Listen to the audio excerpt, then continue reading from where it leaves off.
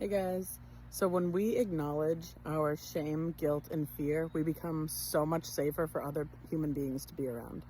And alternatively, when we do not acknowledge what brings us shame, guilt, and fear, we do become dangerous, and we will be putting that accountability on other people's shoulders and making them out to be shaming, guilting, or creating fear within us. I just think of so many examples. I see myself walking into a room a couple years ago and the person saying, "Oh, if you want, there's beer over here." And I said, "Oh, I'm actually not drinking." And they said, "Oh, good for you."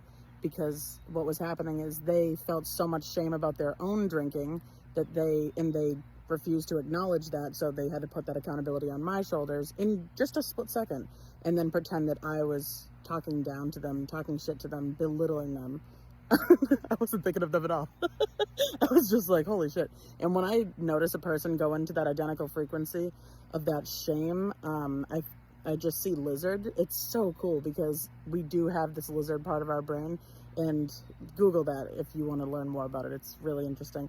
But anyways, so I can just see into so many different experiences that I've had where I'm talking about, say, working out and eating cleaner, and if the other person doesn't take care of themselves, they pretend that I'm bullying them.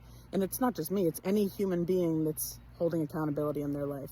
Anytime we are in accountability, we become a mirror. And so the people around us are either going to be reflected that they are also showing up for themselves or that they are definitely not. So when you're in accountability and you're showing up for yourself in different areas of your life, people who are not going to be able to continue being around you because you're going to illuminate their lack, and if they're not willing to acknowledge these things, it's going to have to go on your shoulders.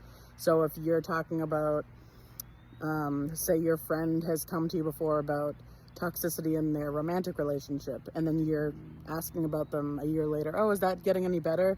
And they've decided to look the other way and stay in a toxic relationship. Now you're someone who's rubbing their face in it. And so just always be on the lookout. They'll be going into lack, a defensive delusion, and that victim mentality, lack space. Anyone that's in healthy center, you're just in willingness to talk, to communicate, to offer support. And they're going to they've already tossed the accountability onto your shoulders. So they're going to start using words that symbolize excess. So you're like, "Oh, is that going any better in your relationship?" And they're going to be like, "What are you, obsessed? What do you want to be in my relationship?" And you're going to be confused, but just remember that it's a delusion. It's a distorted lens when someone goes into that lack because they're unwilling to acknowledge their fear, their shame, their guilt. So then it's going to be you that's trying to guilt them. Just let it be. And something I noticed that's really makes me laugh about myself is that when people go into that shock of just someone talking about normal things because of their shame, guilt, or fear, and then I trigger into excess compassion, excess willingness to communicate, and they've already stamped and signed documents that say I'm committed to not understanding this person because then it would make me have to look at myself, and I'm not willing to do that. So the person that goes into the extreme lack, when you go into excess accountability and excess compassion or excess concern, it looks so distorted.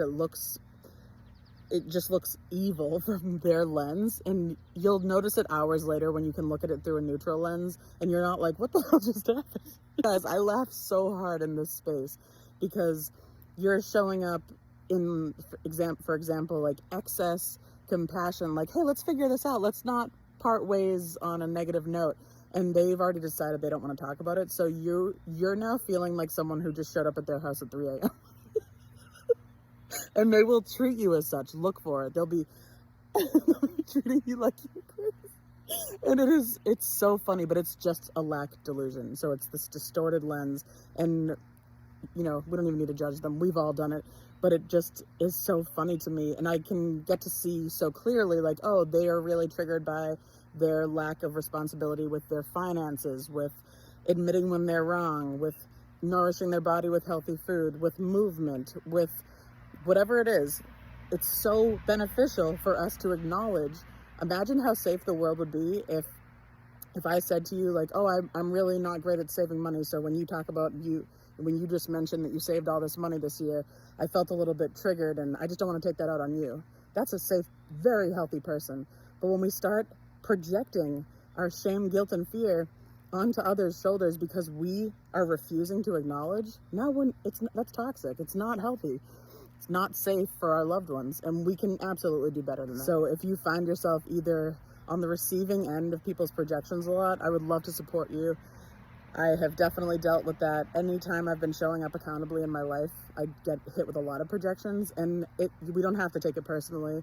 We definitely can set better boundaries and stay away from it, but it doesn't need to be like hurting us and bringing us down. And if you're someone that finds yourself getting triggered because you're not acknowledging your shame, guilt, and fear, and you keep projecting these things onto other people, I would love to support you too. Really, we can do this, guys. We can change the way that we're thinking, the ways that we're showing up, and witness how proud that we can be of ourselves. We got this. Love you guys.